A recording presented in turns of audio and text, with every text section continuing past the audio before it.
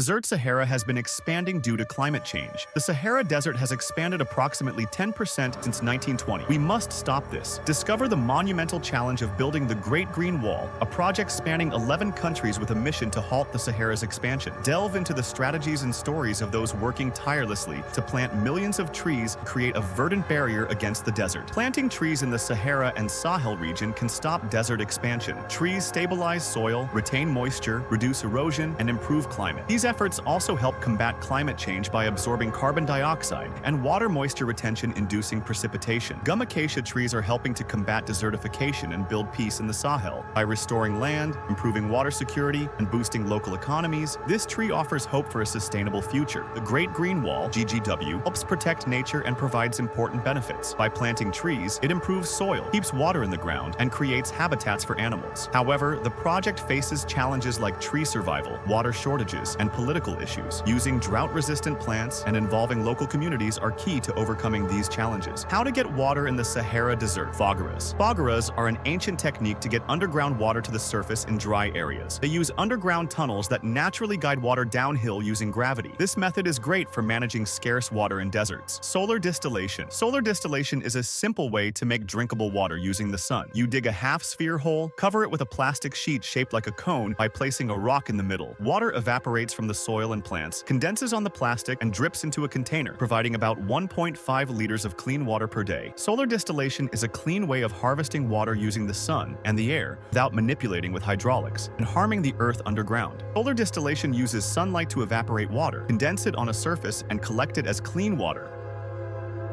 Demi-lunes, half-moon. Oases capture rainwater, reduce soil erosion, and enhance vegetation growth, effectively combating desertification by creating microhabitats that support biodiversity and sustainable agriculture in arid regions. Argelia and Africa could become into agriculture superpowers, selling food to Europe, Asia, and its own continent while stopping climate change.